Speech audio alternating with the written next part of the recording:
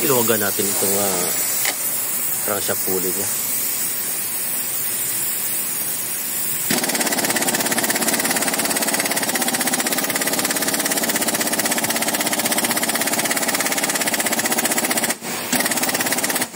Kita nyo guys, napakatigas.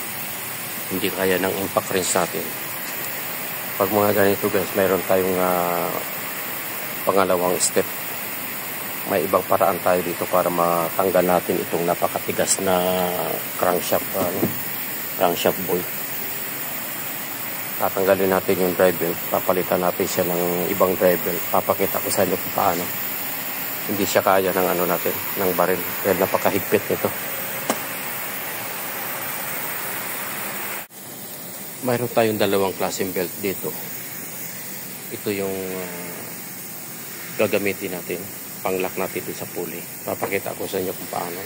Ito yung kanyang original drive belt. Tingnan nyo, napakahaba. So, ito ang gagamitin natin, itong maiksi. Pakita ko sa inyo kung paano ko siya ilalagay. Kasi walang isa nitong cellphone natin. Ganito lang ginagawa ko dyan guys. Yung medyo maiksi na drive belt, inisabit ko siya rito. Ito sa pan-coupling bracket. Tapos yung dito, ipapakain natin. Iipitin yan. Iikutin natin itong pulley ng counterclockwise. Para ipitin niya yung drive belt. Kasi ang pagluwag nitong bolt, counterclockwise. So, ikutin natin siyang ganyan. Para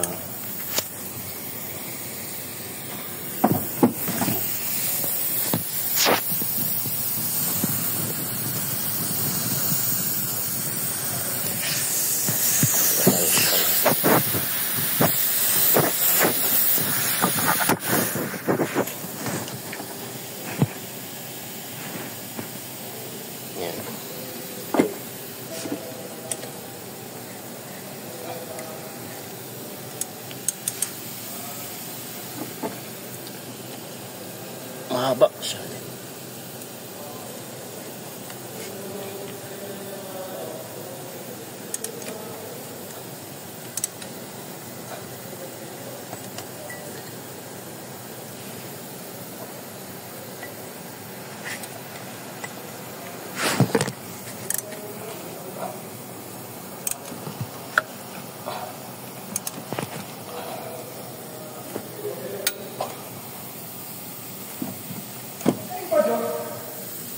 Ha? Ganito gagawin natin sa pulley. Kasi napakatigas itong crankshaft bolt. Hindi kaya ng impact drive. Hindi kaya ng impact drive natin. Medyo mahaba to na bolt na to. At saka may Loctite kasi yan. Kaya napakahigpit. So ang gagawin natin dito, bibirahin natin siya ng tubo. So ang ginawa ko rito, kinapitan ko siya ng maiksi na belt. Yung maiksing belt. Tapos sinabit ko rito sa pan-coupling bracket at saka dito sa may water pump. Dito ko siya linagay sa may housing niya. Hindi ko linagay dito sa may pulley kasi may bearing yan dyan. Baka ma-disalign. So dito ko siya linagay sa housing. Medyo tigas naman yan. Tapos dalawa na yan sila na magtutulungan, na maghawak. Yung belt, ipinakain ko. Inikot ko siya ng clockwise. Inipit ko dito sa pailalim na dito yung naglock na yan dito. Inipit na siya dito. So yung pagluwag ng bolt, counterclockwise. Kaya ito yung linagay natin, yung power handle na ito. Bibirahin natin yan ng tubo sa ilalim. Mayroon tayong mahabang tubo para lumuwag. Pag lumuwag yan, kaya na ng impact drive natin yan. So ganun lang ang pamamaraan ko guys. Sana makatulong doon sa mga beginner. Malaking bagay itong ginagawa natin ito para ma-share natin dun sa mga baguhan. Yan guys, nandito tayo sa ilalim. Yan na yung position ng power handle natin. Nakasit up na yung drive belt dun sa ibabaw na hahawak dun sa pulley. Dito tayo sa ilalim ngayon na hihila. Bibirahin natin ito bibirahin natin ng tubo. Susuksukan natin dito. Kahit anong tigas niyan guys, kahit anong siga-siga niyan, kapag tubo na ang hawak mo, Pag ito ng tubo ang hawak mo, tutupi yan. Kaya lahat ng sisiga-siga dyan, humawak lang kayo ng tubo.